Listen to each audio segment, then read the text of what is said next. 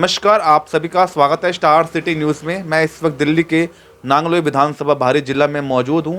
साथ ही हमारे भारतीय जनता पार्टी के आशु धनवानी जी हैं, जो कि जिला के प्रभारी हैं सिंगी प्रकोष्ठ भारतीय जनता पार्टी से। आइए इनसे बात कर लेते हैं। सबसे पहले सर आपसे बात करेंगे नांगलोई के मुद्दों पर। सर आज की जो बेसिक हालात हैं, किस किस तरह की समस्या है नांगलोई? नांगलोई में मुझे तकरीबन रहते हुए 40 साल हो चुके हैं। अच्छा जी। और जब जब भारतीय जनता पार्टी की सरकार बनी है तब तब मुद्दों की बात उठी है। और आज जब मेरे पास आप आए हैं तो आप किसी भी गली में जाके देखिए कि शीवर के ढक्कन किस तरीके से खुले हुए हैं, किस तरीके से लोग बीमारियों का सामना कर रहे हैं।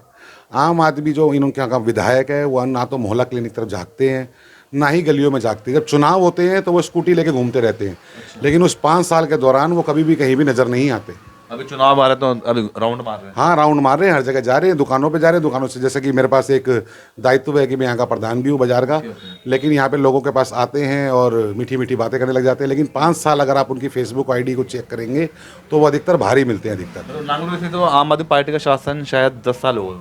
हाँ, आम आदमी को 10 साल हो गए, लेकिन मैं पूर्ण रूप से आपको बता सकता हूँ कि इस बार बिल्कुल बदलाव आएगा। 10 साल में कोई डेवलपमेंट नहीं हुआ? डेवलपमेंट के मामले में बता तो रहा हूँ, लोगों के घर नीचे हो गए हैं। अच्छा अच्छा। अगर उसका विरोध हम लोग करते हैं, भारतीय जनता पार्टी के लोग या कोई जनता भी विरोध करती है, तो उस गली को बनाने से रोक दिया जाता है। अच्छा।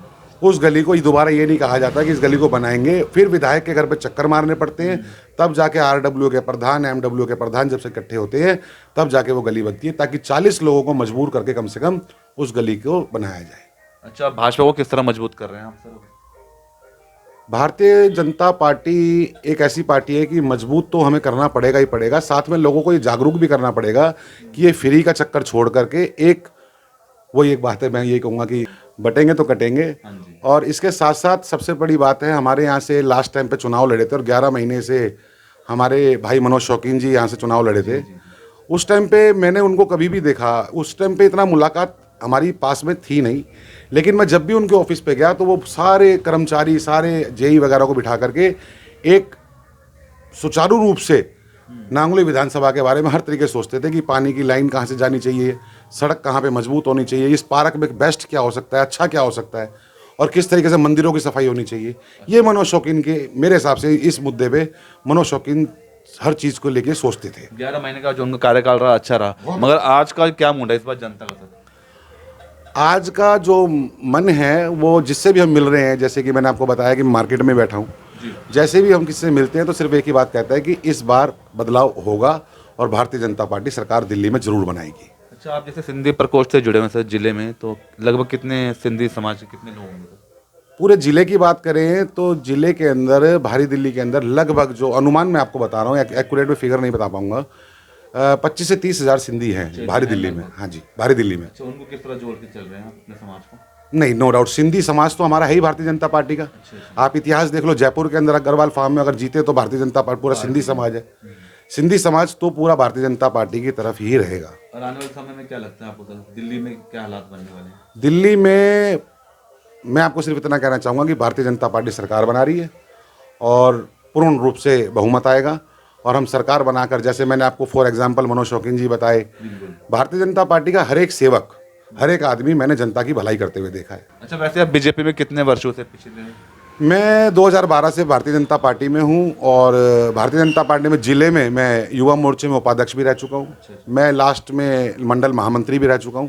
और अब मुझे भारतीय जनता पार्टी ने जिस लायक समझा कि सिंधी प्रकोष्ठ का जिला प्रभारी बनाया जाए, तो मैं उसे स्वीकार करते हुए अपनी नीतियों के साथ पूरी तरीके से निर्भर हूँ। क्या क्या सेवा दे रहे हैं आप? जैसे जन सेवा कर रहे हैं लोगों की, किस किस तरह की सेवा देते हैं? जन सेवा तो ये है कि किसी के साथ कोई परेशानी है, दुख है, दर्द है, तो धनवानी नाम ही काफ़ी है। अगर किसी भी परेशानी के लिए मान लो किसी कोई बात होती है तो धनवानी नाम ही काफ़ी है। कूड़ा नहीं उठ रहा, जैसे कि लाइट ख़राब है, तो हम अपने सोर्सों पे करके, एप्लीकेशन वगैरह करके, ऑनलाइन करके इनकी लाइटें वगैरह ठीक करवा लेते हैं। अच्छा, तो कभी आपने सर लाइफ में कभी कोशिश की आपने चुनाव लड़ने के लिए? नहीं, मैंने ऐसी कोशिश नहीं करी, ना मैंने ऐसा कभी सोचा चुनाव लड़ने की। मेरा सिर्फ एक मत है कि मैं जन सेवा करूँ, चाहे वो मनोज शौकीन जी के साथ मिलकर करूँ, चाहे वो भारतीय जनता पार्टी के किसी भी कार्यकर्ता के रूप में करूँ, चाहे मैं किसी निगम पार्षद के साथ करूँ, मगर सोच अपनी भारतीय जनता पार्टी की ही। आने वाले भविष्य में भी कभी सोचा नहीं, मैं आने वाले भविष्य में कभी चुनाव नहीं लड़ूंगा। समाज की सेवा करना चाहते हैं? समाज की सेवा। तो और वो क्या प्रेरणा देना चाहते हैं आप? मैं यही प्रेरणा देना चाहता हूँ कि एकजुट रहें, एक साथ रहें और जैसे कि योगी जी ने कहा है कि बटेंगे तो कटेंगे, और ये जायज़ भी है, बटेंगे कटेंगे। इतिहास देख लो, कलकत्ता देख लो, बंगाल देख लो, हर जगह देख लो, वहाँ लोग बट रहे हैं तो कट रहे हैं। और एक भारतीय जनता पार्टी एक ऐसी सरकार है जो हमारे मंदिरों के लिए, हमारे गुरुद्वारों के लिए, हमारी हर चीज़ के लिए, हमारे हिंदुत्व को लेके एकजुट होकर काम करती है। तो मैं लोगों को ये प्रेरणा देना चाहूँगा कि कोई भी लापरवाही ना करके इस दिल्ली में पूर्ण रूप से भारतीय जनता पार्टी की सरकार बनाए, और इस दोगली सरकार, मतलब जो झूठे वादे कर करके लोगों को फ्री का लालच दे करके हमारे भावनाओं से खेली है, इसको उठा के बाहर फेंक दें यहाँ से। सांसद महोदय जी का काम जो शुरुआत हुआ सर, किस तरह का हुआ है? योगेंद्र चंदोलिया। योगेंद्र चंदोलिया जी हमारे ऐसे सांसद हैं जो हमें आज तक दिल्ली में मेरे हिसाब से ऐसे सांसद नहीं मिले, क्योंकि मैं हर दिन उनको इंस्टाग्राम या फेसबुक आईडी पे देखता हूं तो वो हमेशा पब्लिक के बीच में रहते हैं। आज भी हम अगर फ़ोन मिलाते हैं तो हमारे फ़ोन का जवाब आता है, और किसी भी ऐसी गंभीर रूप से समस्या होती है जिसका हम निवारण नहीं कर पाते, उसमें योगेंद्र चंदोलिया जी हमारे साथ कदम से कदम खड़े होते हैं। अच्छा आशु जी, जैसे अभी मुंडका का जो रोहतक रोड है, वहाँ पे जो 200 मीटर की जो रोड है, वहाँ पे राजनीति हो रही है, इसकी वजह से आम जो जनता है जो सफ़र कर रही है वाहन को लेके, काफ़ी इंसिडेंट होते हैं वहाँ, घटनाएं काफ़ी होती हैं सर, इसको लेके क्या कहना चाहेंगे? अब मैं आपके न्यूज़ चैनल पे ये तो नहीं कह सकता ना कि मैं गाली देना चाहता हूँ। इससे बड़ा दुर्भाग्य नहीं है कि दिल्ली में एक केजरीवाल जैसी सरकार है जो देख भी रही है, वहाँ के विधायक भी देख रहे हैं और हर तरीके से देख रहे हैं कि दुर्घटना भी हो रही है, रिक्शे भी पलट रहे हैं, सारे काम हो रहे हैं, लेकिन वो अपनी आंखों पे पट्टी बांध के बैठे हैं। मेरे हिसाब से एक इंसानियत का रूप उन्हें दिखाना चाहिए और पूर्ण रूप से इस रोड को बना के ठीक करना चाहिए। लेकिन चंदोलिया जी ने जब हमारे एलजी साहब को बुलाया तो वहाँ पे कम से कम जहाँ दुर्घटना हो रही थी उस रूप से वो दुर्घटना अब खत्म हो चुकी है। योगेंद्र चंदोलिया जी कुछ इस पे प्रयास कर सकते हैं? हर तरीके से किराड़ी के लिए, नांगलोई के लिए योगेंद्र चंदोलिया जी एलजी साहब के साथ रेगुलर बात कर रहे हैं। ये मैं सोशल साइट पे भी देख रहा हूँ और उनकी व्हाट्सअप जो ग्रुप बना रखा है उसमें भी देख रहा हूँ। अच्छा आशु जी, जैसे अभी बढ़ते प्रदूषण को लेके जो कुछ चीज़ों पे जैसे रोक लग चुकी है सर, प्रदूषण को देखते हुए, तो इसको कुछ कहना चाहिए? देखिए, आप जमुना जी में जाइए, इन्होंने झूठे वादे करे कि हम जमुना जी को साफ करेंगे। आज ग्रेफ 4 आ गया है और बुजुर्गों को इतनी परेशानियां हो रही हैं, इतना सब कुछ हम सबको परेशानियां हो रही हैं, और झूठे वादों के चक्कर में इनकी अगर वहाँ दवाई लेने बुजुर्ग जा रहे हैं तो इनके खांसी जुकाम वगैरह की भी दवाई इनके मोहल्ला क्लिनिक में नहीं है। तो इस ऐसे में तो लोगों को जानबूझ के जहरी गैस छोड़ के मारा जा रहा है एक तरह से, मैं तो यही कहूँगा। सर कुछ चीज़ों पे रोक लग चुकी है, कंस्ट्रक्शन पे भी रोक लग चुकी है। कंस्ट्रक्शन पे रोक लगने का मतलब है, आप देखो बिल्डरों के मकान बन रहे हैं जहाँ से पैसा जा रहा है इन सबको, गरीबों के लिए रोक है, ये जो कुछ रोक है गरीबों के लिए रोक है। और क्या है, आप गरीबों से जाओ, आप जो केजरीवाल सरकार है जो बिल्डिंग बन रही है, सारी चीज़ हो रही है, वो सब नेचुरल रूप से बन रही है, मगर जो अगर मरता है इस विषय में तो गरीब ही मरता है जी।